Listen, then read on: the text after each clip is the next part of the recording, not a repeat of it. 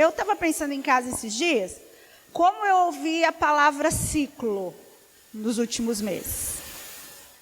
Já parou para pensar? Ai, o meu ciclo, o nosso ciclo, parece até tensão pré-menstrual, né? É ciclo, e parará, parará. Mas o que as pessoas não sabem, que um ciclo é um processo completo. Um ciclo, ele tem começo, meio e fim. A Bíblia chama ciclo de estações ou geração. Termina uma estação, começa outra. Termina uma geração, que na Bíblia eu acho, se eu não me engano, que é 40 anos. Termina-se uma geração de 40 anos e começa-se outra geração de 40 anos. Então, como a gente vive no reino de Deus, nós vivemos em estações e gerações. Com começo, meio e fim. Ok? Qual é o começo? É quando você aceita Jesus de todo o seu coração, você tem Jesus como seu único suficiente Salvador, você desce as águas e você nasce de novo. Começou a geração. E aí você tem todo um tempo de vivência antes do fim, que é quando Jesus virá buscar a sua igreja. Esse é o nosso ciclo. Ok? Então, o reino de Deus é esse ciclo. Você nasceu de novo, você caminha com Jesus até a volta dele. Mas, em muitos momentos, a gente se perde nesse tempo. Esse tempo entre o nascer de novo e a volta de Jesus, a gente perde ali, a gente deixa de olhar para o céu e a gente não sabe muito bem o que está acontecendo na nossa vida, não sabe qual é esse tempo, qual é esse momento, qual é a minha estação, o que está acontecendo, vou pôr blusa de frio, aí você sai com a blusa de frio, está sol, parece que está tudo bagunçado. Mas uma coisa que a gente tem que ter em mente é que aconteça o que acontecer, em qualquer geração e em qualquer estação, a vontade de Deus vai ser feita. Não interessa o que você quer fazer, a vontade de Deus, ela vai ser feita. E não com o coração duro de um legalista religioso, mas nem que Deus tenha que te matar para que a vontade dele seja feita, ele vai fazer com que isso aconteça. Por quê? Porque esse ciclo completo de começo, meio e fim, não é o que eu penso, é o que Deus quer. Mas às vezes a gente se perde no ciclo. Eu tenho analisado as pessoas cansadas. Tem uma trend engraçada no TikTok, que a pessoa fala assim, eu era uma pessoa que ia para a igreja, que fazia, que cantava, ela tem uma cara de tristeza, assim, cantando lá na frente, com aquele cabelo esmilinguido, com aquela roupa mal cuidada, e aí depois ela fala, só não conta para essa pessoa. Né? E aí ela está, não, é o contrário, né? Ela está pulando numa festa, bebida, ela com roupa de babilônica, aquelas coisas bem ruins. E depois ela fala assim, eu gostava de ir para a igreja, eu gostava de cantar, e aparece uma foto dela toda triste, com uma roupa horrorosa, como se andar com Jesus fosse aquilo. Aí ela fala, só não conta para essa pessoa. Eu tenho percebido que as mais heréticas estão naquelas que foram religiosas o tempo todo, que foram para cima, ficava 24 horas por dia dentro da igreja, não tinha descanso, não tinha nada, obrigava os irmãos a fazer a mesma coisa. E hoje elas estão, os adultos maduros, cansados. Elas não aproveitaram o tempo, elas não entenderam o tempo. E aí agora ela culpa a igreja. Gente chata, ela culpa a igreja. Não, porque eu fazia acontecer, agora eu não quero mais. Mas isso aí é quem não entendeu o tempo. E eu acho que a gente precisa, mesmo eu estando falando, né, tirando a Bruna e o Nicolas, e o Manassés, o resto está muito tempo escutando boa palavra. Pode não ser aqui, mas tem gente no nosso meio que vai em outros lugares e escuta boa palavra. Tem gente que escuta na internet. Então, assim, a gente já comeu, meu irmão, tudo que a gente tinha para comer. A gente está parecendo Eli, gordo, sentado, com um monte de conhecimento. E a gente está perdendo tempo. A gente não está entendendo o ciclo. Mas isso vem porque a gente deixa de olhar para o céu e a gente começa a olhar em volta. Eu quero ler com vocês 1 Samuel 27. Nós vamos ler o 1 e o 2, e depois a gente vai ler o 5 e o 6. Diz assim: Davi, contudo, pensou: algum dia serei morto por Saul. É melhor fugir para a terra dos filisteus. Então Saul desistirá de procurar-me por todo Israel e escaparei dele. Assim Davi e os 600 homens que estavam com ele foram até Aquis, filho de Maoque, rei de Gate. Então Davi disse a Aquis: se eu conto com a tua simpatia, dá-me um lugar em uma destas cidades onde eu possa viver, porque este teu servo viveria contigo na cidade real. Naquele dia, Aquis deu-lhe Ziclag. Por isso, Ziclag pertence aos reis de Judá até hoje. Amém? Se tem uma coisa que a gente não pode dizer o contrário, é que Deus amava Davi. Deus amava Davi. E Deus projetou a vida de Davi. Deus tinha um plano para Davi. Ele ia ser rei. Não importa o tempo, não importa o que acontecesse, Davi ia ser rei. E mesmo em fuga, Davi cresceu.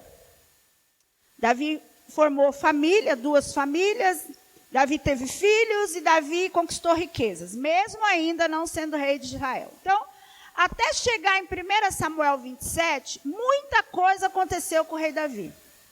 Primeiro, ele é ungido, escondido rei.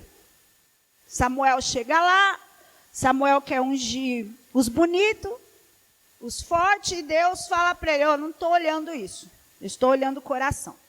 E aí, Davi é ungido, né? Saul fala: onde você foi, Samuel? Fui ali fazer o holocausto. Ele tinha ido ungir um novo rei.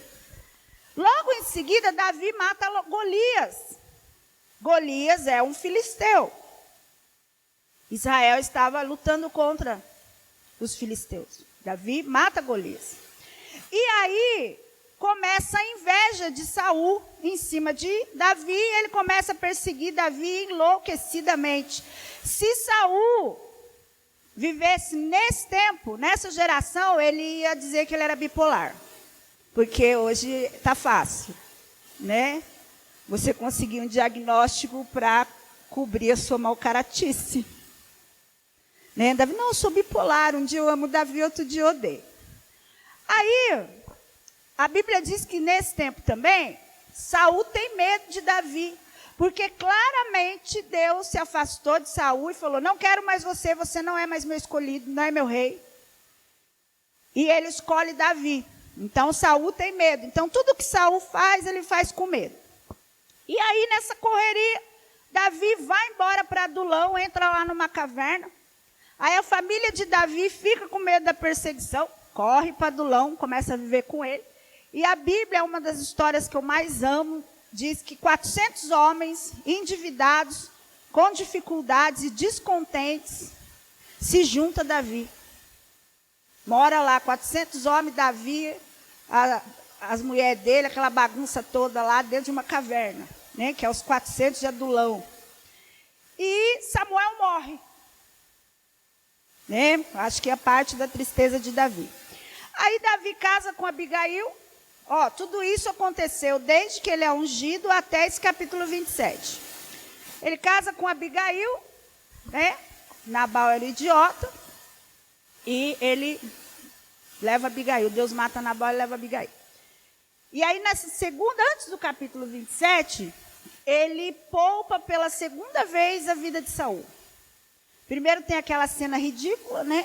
Que Saul vai fazer o número 2 e Davi está atrás vendo. E depois tem essa que ele está dormindo, Davi entra na tenda, rouba as coisas dele e não o mata. Né? Tudo isso acontece. Até chegar no capítulo 27. Deus entrega Saul nas mãos dele, ele prefere não sujar as mãos. Mas quando chega no 27, eu tenho a impressão que Davi está cansado. Cansado de fugir. E assim, as pessoas que andavam atrás dele eram descontentes. Andar com gente de mau humor é a pior coisa que tem na face da terra. E ele está cansado. E aí, depois dele vencer Saul, Bíblia diz que Saul fala assim, tá bom, vai embora. E Saul volta para Israel. Mas ele está cansado e ele diz assim, sabe o que eu acho? Eu acho que vai chegar um momento que Saul vai me matar. Então eu vou ficar com os filisteus.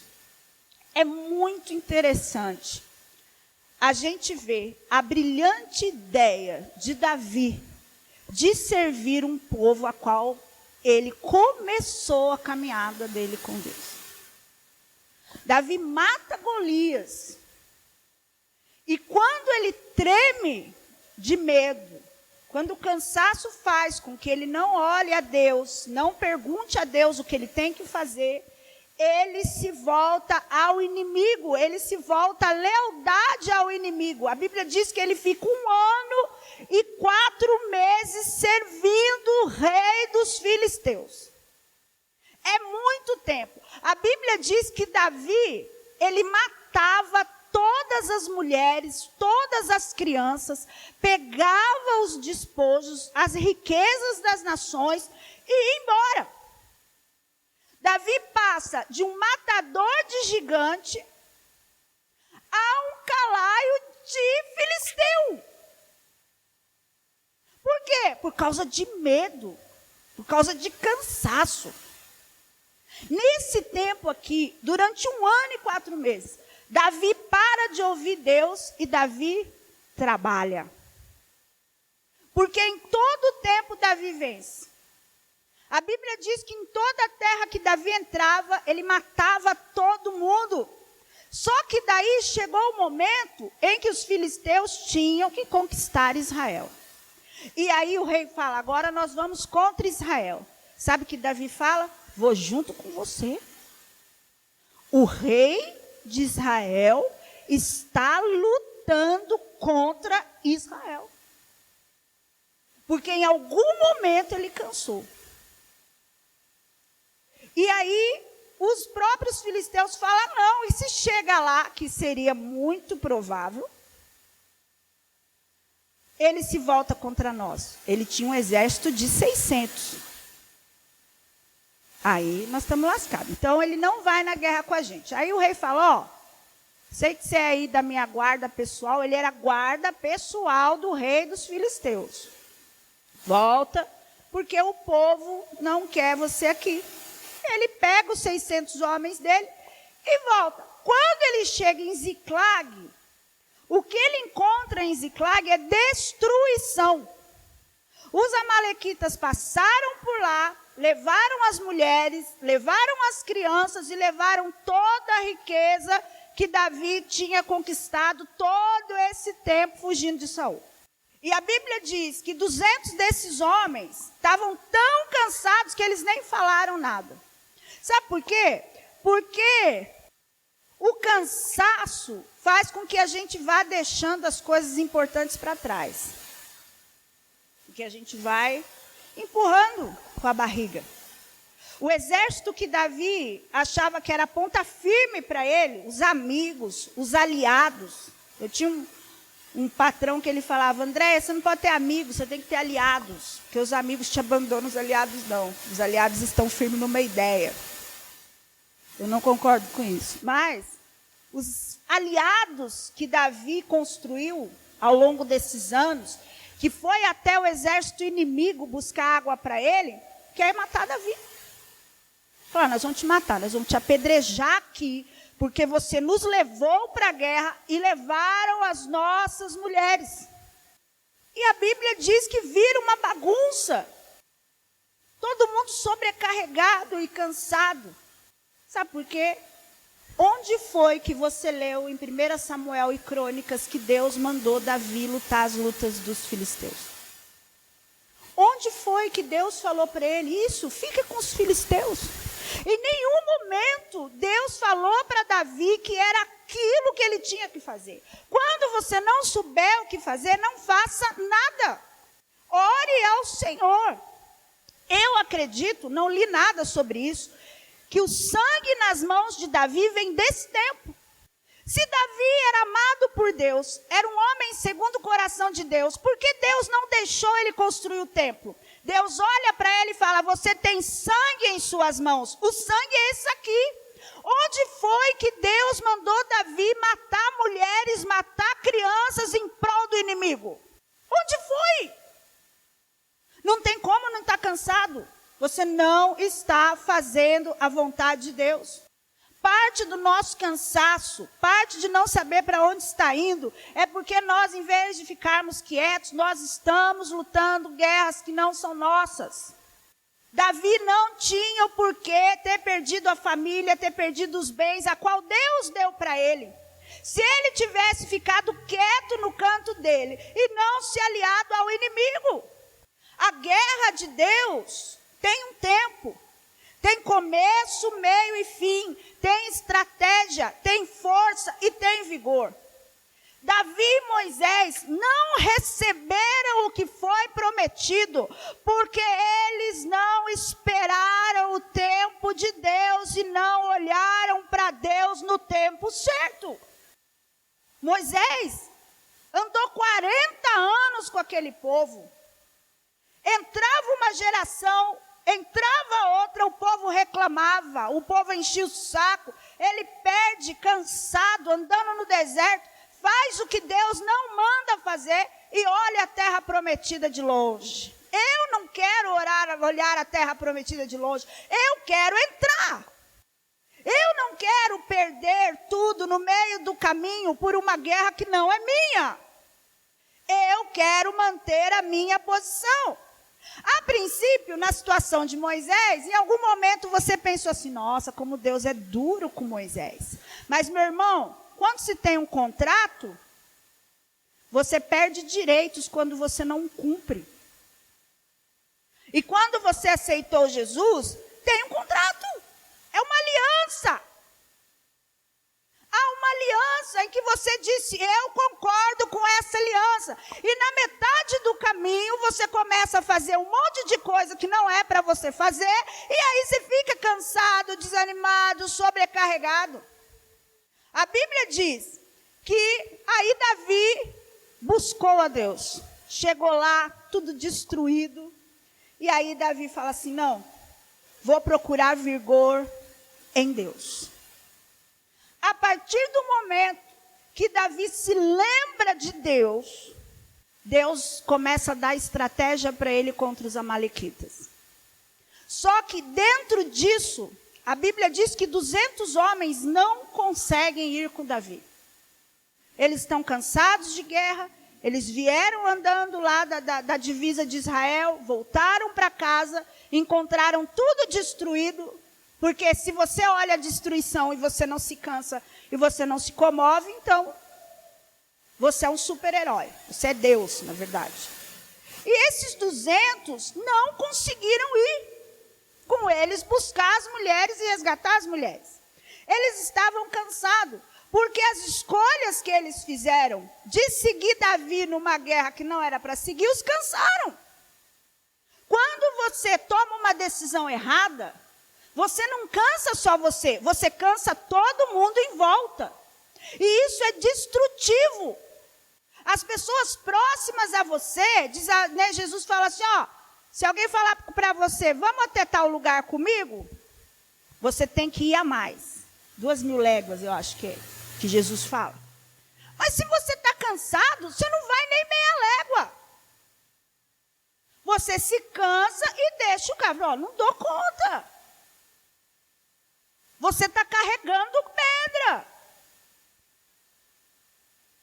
As pessoas se cansam porque elas escutam e fazem coisas que não é para elas fazerem. Mas antes de sair, a Bíblia diz que Davi busca forças em Deus. Eu não consigo imaginar a dor. Você chegar lá, por que os caras faziam? Levaram as mulheres como escravas.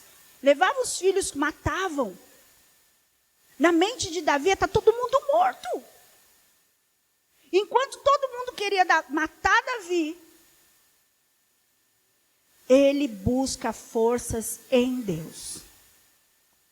Os nossos caminhos só mudam quando nós colocamos Jesus no lugar.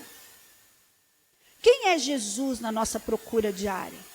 quando a gente mergulha em Jesus. Jesus está aí, esperando que a gente tome decisões baseadas na vontade dele, e a gente está esperando Jesus tomar decisões sobre as nossas vontades. E aí a gente fica cansado.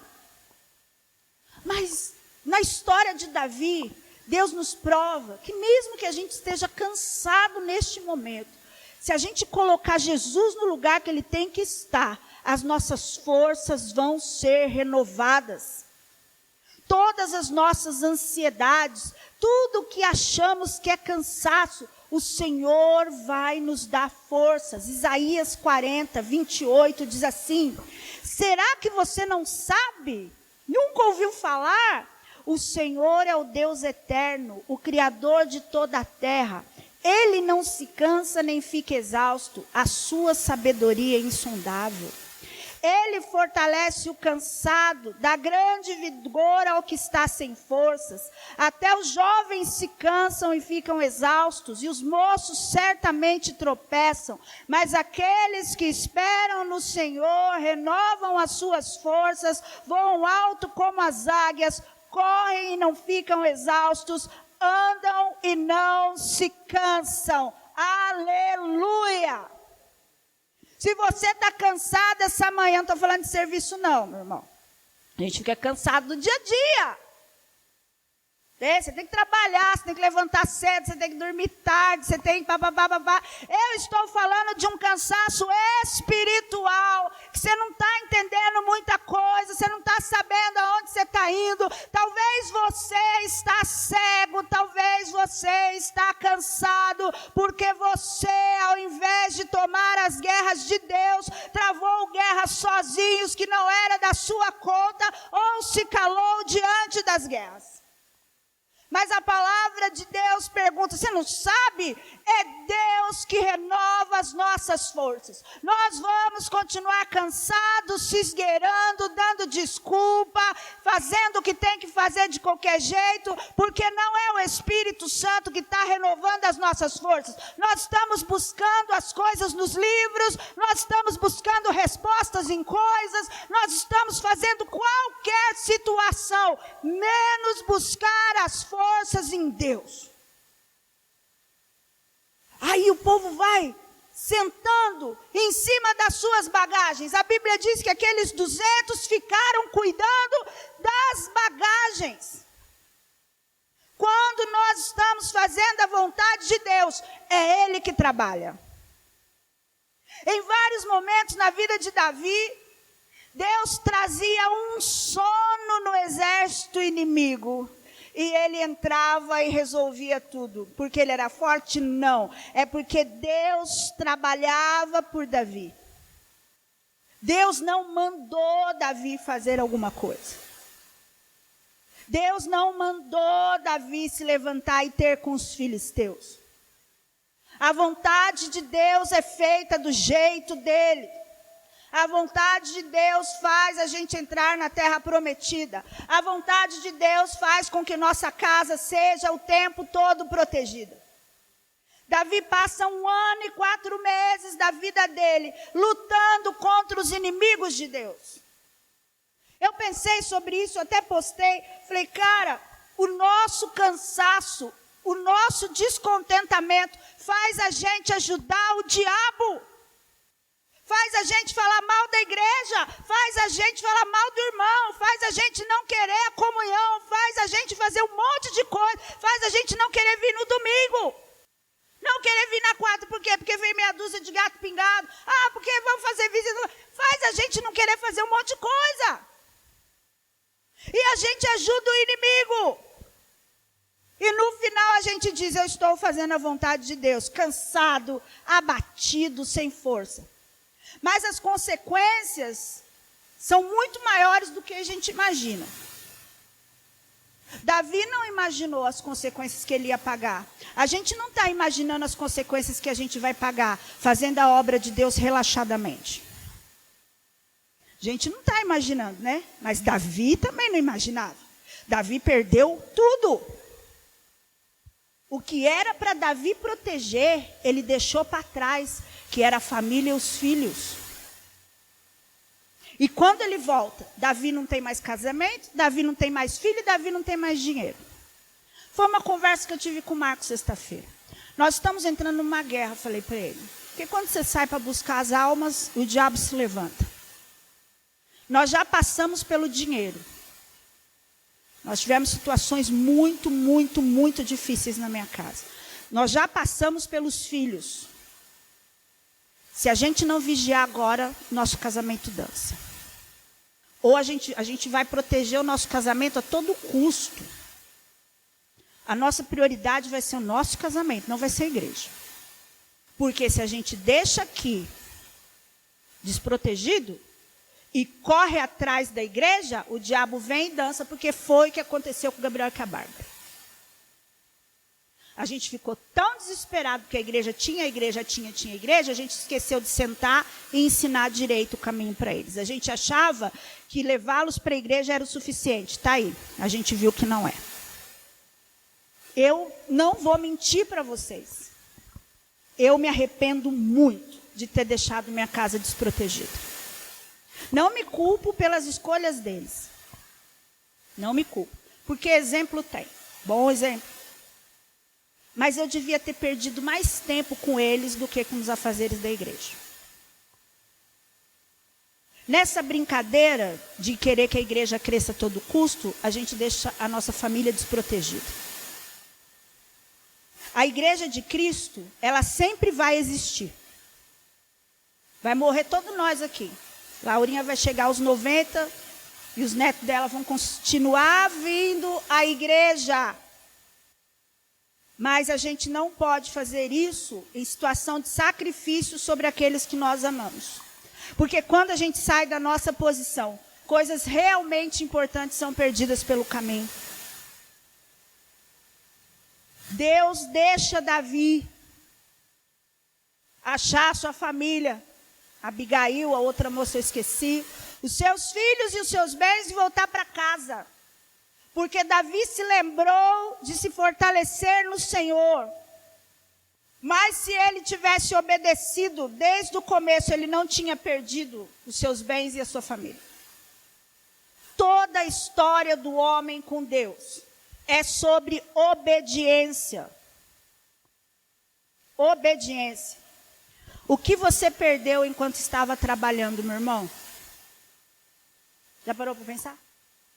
O que você perdeu enquanto estava trabalhando?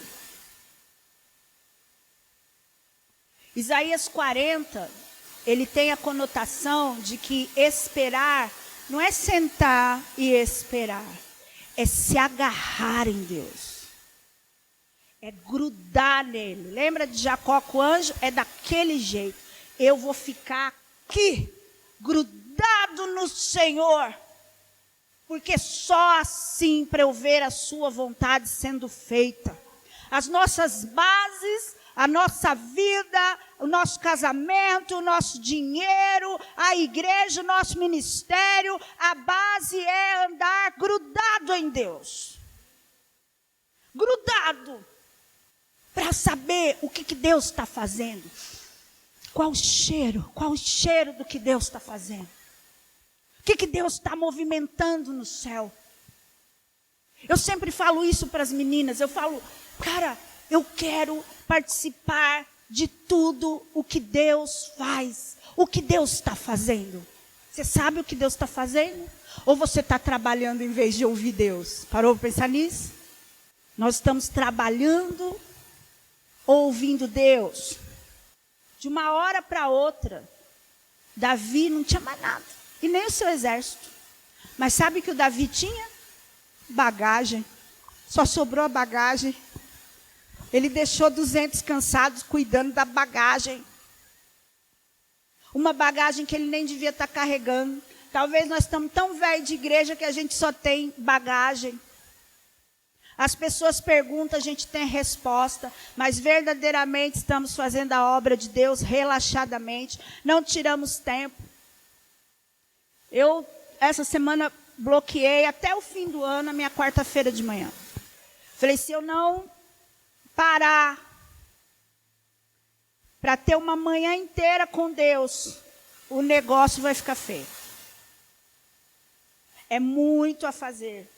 É muita coisa de Deus. É muito trabalho. É muita seara, porque tem trabalhador preguiçoso. E aí Deus tem tempo, tem pressa. Deus tem pressa. E a gente precisa trabalhar. E eu falei, não, toda quarta-feira de manhã eu vou tirar a manhã inteira para orar, para jejuar e para ler a Bíblia. Meu irmão, tire um tempo significativo com Deus. Geralmente, quando Deus me dá uma palavra, ela vem daqui de cima. Alguém fala uma coisa e Deus me mostra uma coisa e eu guardo no meu caderno. E eu venho mastigando isso até o dia que eu vou pregar. Mastigando mesmo, mastigando, voltando, ruminando, como dizem. E aí eu vou ler a Bíblia, e eu vou ler o rodapé, e eu vou, porque eu fico me preparando para estar aqui. Você se prepara para você saber o que você faz? Porque estar aqui não é para mim. Eu posso fazer o que eu estou fazendo aqui em milhares de lugares, em milhares de situações, mas é o para quem eu faço. Para quem você trabalha, meu irmão?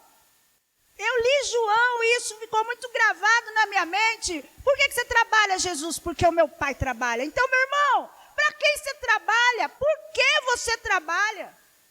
Você está no lugar certo, fazendo as coisas certas, como Deus te mandou? Ou você só tem bagagem? Parte de nós aqui, cara, tem uma bagagem pesada, um conhecimento, um dom, um talento, mas a gente está usando isso da maneira correta para fazer as coisas certas? Existe uma palavra muito simples. Quando Davi quer a arca de volta, porque a arca é a glória de Deus. Mas para ter a glória de Deus existe um meio, existe um princípio, e ele passa por cima desse princípio, porque ele quer tanto a glória de Deus, que ele faz de qualquer jeito. Nós não estamos querendo tanta glória de Deus, que a gente está passando por cima dos princípios. Eu me recuso a ser promotor de igreja. Eu me recuso. Porque a palavra de Deus é viva e eficaz, meu irmão. Se você não mudou pela palavra, você não vai mudar por nada. É por isso que às vezes me desanima pregar aqui. Porque você tá todo mundo cheio e você tem que ficar empurrando as pessoas. Oh, meu irmão, é a palavra, é o que Deus te deu para fazer. É hora de renovar o nosso plano estratégico com Deus pessoal. Quando Davi volta para o plano de Deus, logo em seguida, Saul se suicida. Eu ia falar, eita glória, mas não dá, né? Suicídio não dá. Saul se suicida. E adivinha o que acontece depois? Davi se torna rei de Israel. Quando você está no lugar errado, fazendo coisas erradas, porque se você está no lugar errado, você não tem estratégia de Deus. Quando você sai da sua posição para dar posição para outros, porque você está cansado, nada vai ficar no lugar. Deus não tem por que fazer as coisas acontecerem se não tem a pessoa certa. Pela força, Davi não conseguiu. E Davi tinha força. Davi tinha estratégia. Davi tinha gente. Se Davi fosse uma igreja, ele começava com 600. Davi tinha gente. Mas na hora que Davi, por causa da estratégia humana, perdeu tudo, os 600 se viraram contra ele. Nós temos que seguir o caminho que Deus planejou para a gente seguir. A gente precisa se atentar à vontade de Deus para nós, a vontade pessoal agora. Não estou falando como igreja. Como Kairos, o que Deus quer que as pessoas sejam salvas, elas entram aqui, elas sejam discipuladas e elas avancem no reino de Deus e tomem o lugar dela no reino de Deus. O projeto é muito simples, a gente que quer aumentar.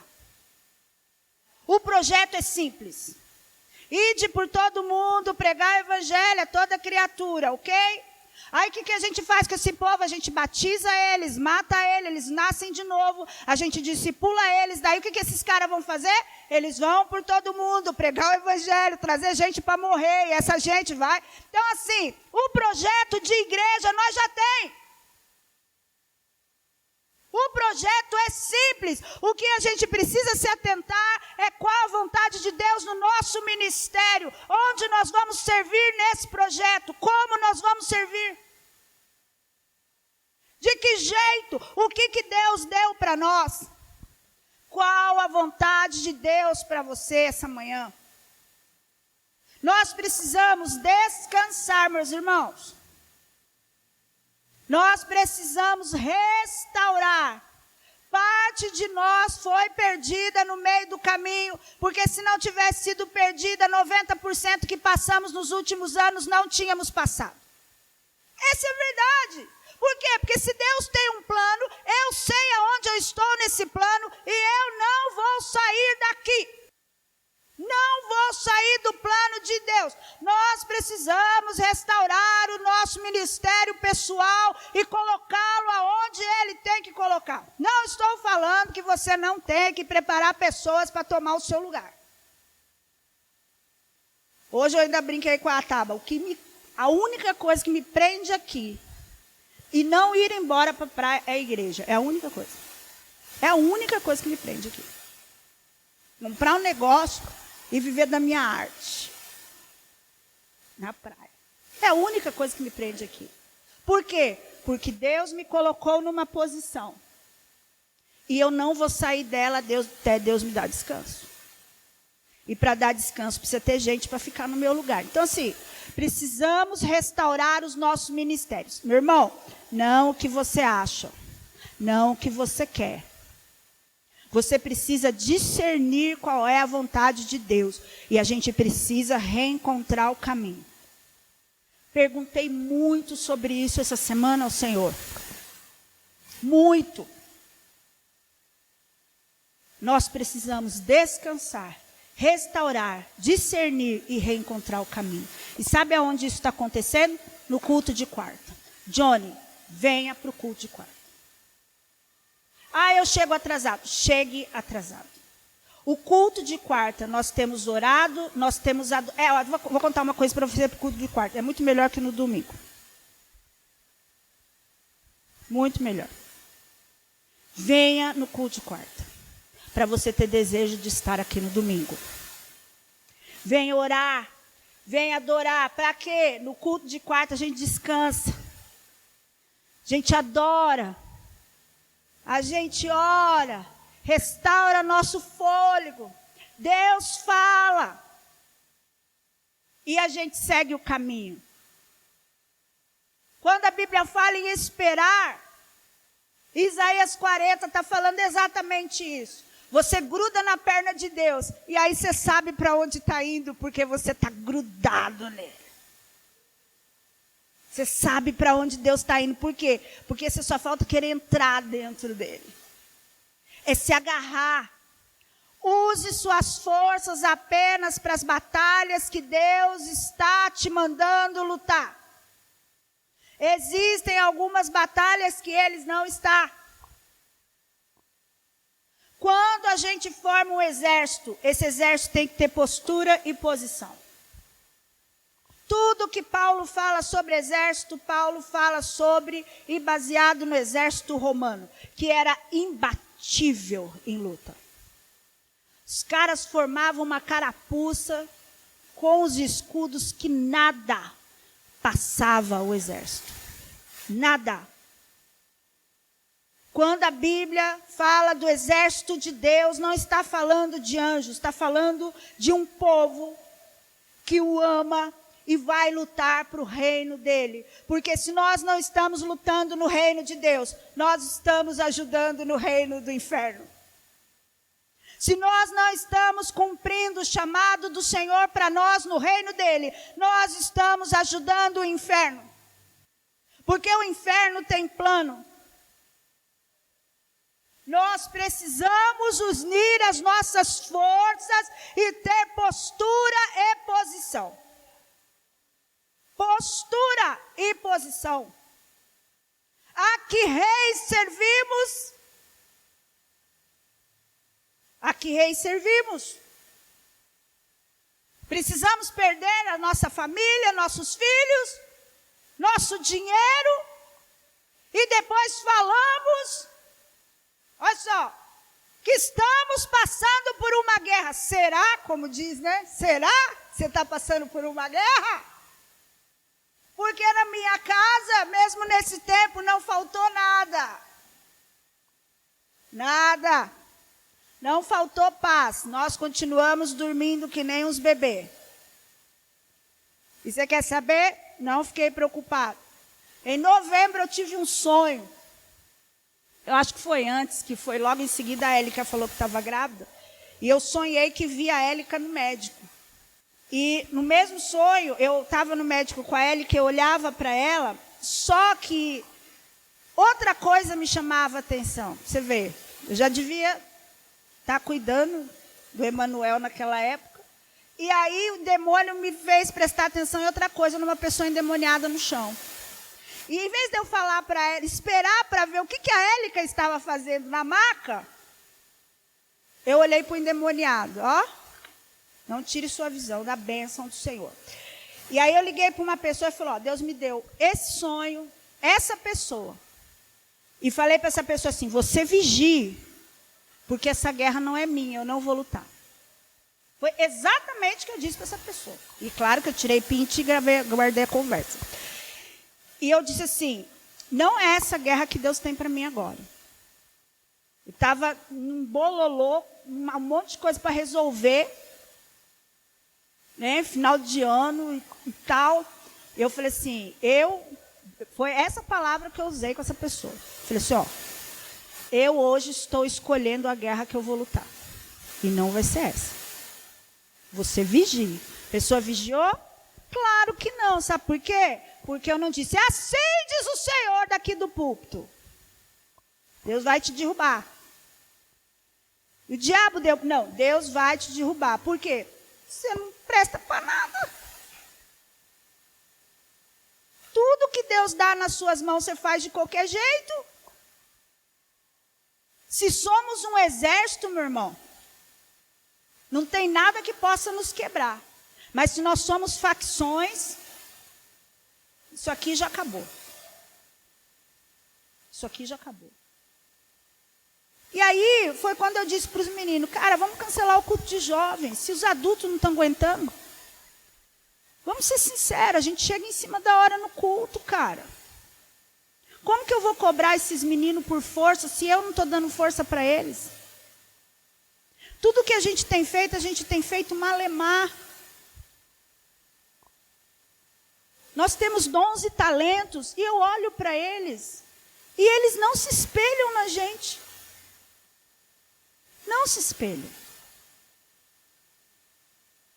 Nós somos linha de frente com um exército que não se identifica com o nosso ministério. Ninguém quer seguir nossos passos. Ninguém quer seguir os nossos passos. Quem quer ser discipulado por você essa manhã? Mas, meu irmão, assim como Davi, nós temos que aprender algumas coisas sobre voltar à posição que Deus nos mandou. Salmo 18, 37 diz assim: persegui os meus inimigos e os alcancei, não voltei enquanto não foram destruídos. Massacrei-os e não puderam levantar-se, caíram debaixo dos meus pés. Tu me revestiste de força para a batalha, fizeste cair aos meus pés os que se levantaram contra mim. No Salmo 18, lá em 2 Samuel, Davi aprendeu que quem reveste ele para as batalhas é Deus. Quem calça os seus pés é Deus. Quem te dá poder é Deus. E ele começa o Salmo 18 em adoração. E ele diz, ele é poderoso, ele é majestoso, Deus é bom. Quantos minutos você consegue ficar elogiando a Deus? E aí ele elogia, e aí ele traça um plano, e lá no final ele fala, olha, eu consegui, eu persegui os meus inimigos. Os alcancei, porque o Senhor me revestiu de força para a batalha. Uma batalha que Deus te manda lutar. E o reino de Deus é um reino de guerra, meu irmão. Por quê? Porque você está lutando para tirar as pessoas da mão de Satanás. Se isso não é uma guerra, se está tudo bem, está tudo no marasmo, nós precisamos rever em que posição estamos nessa guerra. Davi mostra a tribulação. Ele está atribulado no Salmo 18, mas ele fala, não, o revestimento vem de Deus. Dentro do que você tem para fazer, seja na sua casa, no seu lar, com a sua família, seja no seu trabalho, aonde você passa mais tempo do que na sua casa, do que aqui na igreja. Seja na faculdade, na escola, a qual você passa mais tempo do que na sua casa, do que aqui na igreja. Você tem que se revestir de Deus. Não existe um outro meio. Quais são as guerras que Deus quer que a gente lute de fato? O que a gente está fazendo com tudo isso que Deus dá para nós? Sabe que a gente tem? Deixa eu te contar o que a gente tem. Desculpas. Desculpas. E boas desculpas. Só que Davi teve uma boa desculpa. Eu vou fugir, porque Saul vai me matar.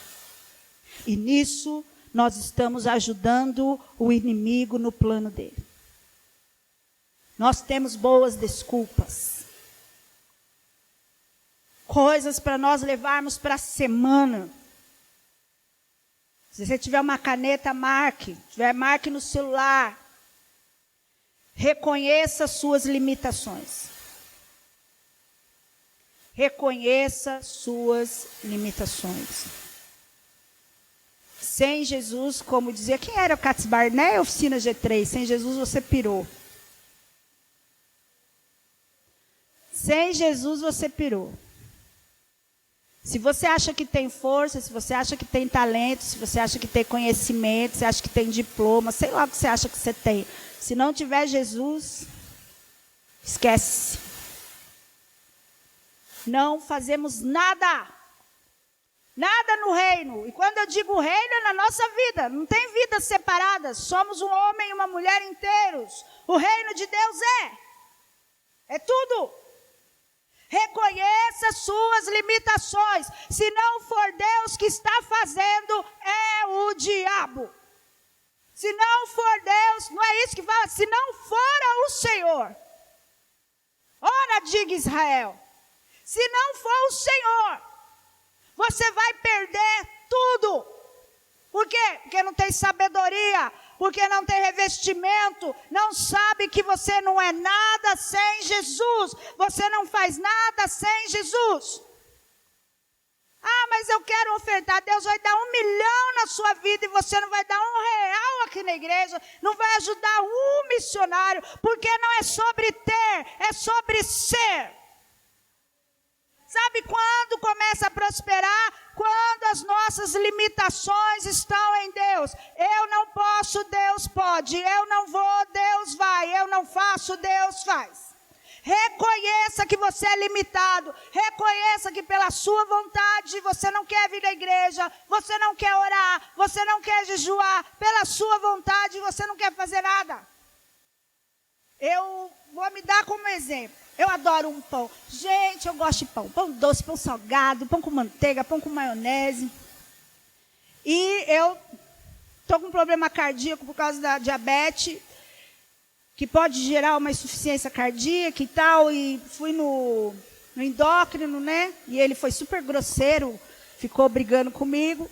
E ele me deu uma dieta que, rapaz, zero açúcar, zero carboidrato, eu não posso comer nada que dá debaixo da terra, beterraba, cenoura, batata doce, nada. Eu só posso comer carne, queijo, ovo e salada, com verdura. No primeiro dia, eu tinha fome. Cara, eu estava bem alimentada, de 3 em 3 horas, mas a minha mente dizia assim, você está com fome, você não comeu pão. Você está com fome, você não comeu arroz. No segundo, eu vi que eu não ia dar conta de cozinhar. Minha vida é muito corrida, eu tenho 1 hora de almoço. Aí liguei para minha cliente e falei, faz umas marmitas aí para mim. Falei para ela. Comprei as marmitas, comprei marmitinha até de salada. Ok. Gente, eu paguei R$100 numa farinha de amêndoa. R$100 no quilo. Eu estou comendo um pão muito caro. É o pão de Salomão que eu estou comendo. Fiz os pães e comecei a me alimentar direito. Aí ontem eu e o Marcos fomos no shopping para ir no cinema. Aí eu fiquei dando volta no shopping para achar uma coisa que eu podia comer. E sabe o quanto eu estou sentindo falta de pão? Zero. Ontem eu fui almoçar com a Bárbara, eu sentei, comi carne e salada. E ela comendo feijoada. Eu até peguei um pouquinho do feijão, falei, será que eu não vou passar mal? Porque eu achava que eu não ia dar conta. Eu achava que não ia dar conta. Assim é o pecado. Você acha que não vai dar conta, cara. Mas quando você se posiciona, a minha posição é ou eu paro ou eu morro. Então aí, né? Aí todo dia chega alguém lá no salão assim, meu pai morreu, cortou a diabetes, cortou a perna dele, aí cortou até em cima, meu pai morreu. Aí foi a outra moça, eu falei assim, fala pro seu marido vir envelopar. Meu marido perdeu a perna por causa do diabetes. Eu falei, cara, é muito sinal de que eu vou perder minha perna por causa do diabetes. Eu falei, eu vou lutar. No primeiro dia, minha diabetes estava 348. Ontem, minha diabetes estava 110. Linda, sou linda. Sou linda na glicose. Minha glicose está linda. Cara, a gente acha que não vai dar conta, mas sabe por quê? A Bíblia fala sobre isso. O seu ânimo é fraco. Você põe na sua mente. Então, veja quais são as suas limitações. Escreva quais são as suas limitações. Ore por ânimo. Está desanimado? Ore. Ore para Deus reacender a chama, porque Jesus fala que não se apaga o pavio que fumega. Se está fumigando é porque vai dar bom. Você vai soprar e vai sair fogo. Se tem aí uma fumacinha saindo de dentro de você, ore para Deus te dar ânimo dentro do seu ministério. Você precisa ter um lugar para recomeçar isso hoje. Recomece a partir de Jesus. Não recomece a partir da pregação, não recomece a partir da tua vontade, recomece a partir de Jesus. Jesus, o que o Senhor quer? O que o Senhor quer? Me ajuda a recomeçar. Quais são as guerras que eu tenho que lutar? E ore para discernir as guerras erradas que você está. Existe uma palavra que a gente precisa aprender a dizer. É não. Ore por mim, eu estou há 30 anos. Sem ir para a igreja. Minha vida é o caos, blá, blá, blá, blá, blá, blá, blá, blá. Vai lá em casa fazer uma oração. Desculpa, meu irmão, não estou indo, não. Você vai para a igreja? Ai, não estou indo, não. Então vá para a igreja. Lá na igreja você vai buscar força e os irmãos vão te apoiar. Não pegue guerras que não é sua. Ah, mas é meu irmão. Minha tia, meu pai. Se o cara é consciente, não tem nenhuma debilidade social, proteja a sua casa primeiro. Proteja a sua casa e os seus filhos e os seus bens primeiro. O diabo, ele manda guerras para a gente em forma de família, porque mexe com a gente. Mexe. Quais as guerras que você está lutando e não é para lutar? Recomecemos em Jesus essa manhã. Jesus tem um plano perfeito. O caminho de Deus, não foi o que a gente leu? É perfeito. Ele é o escudo. E é Ele que adestra as nossas mãos para a batalha. Jesus tem um plano para Cairós? Tem. Jesus tem um plano para a igreja de Cristo. Mas Jesus tem um plano para cada um de nós. E nós precisamos tomar posição nesse plano.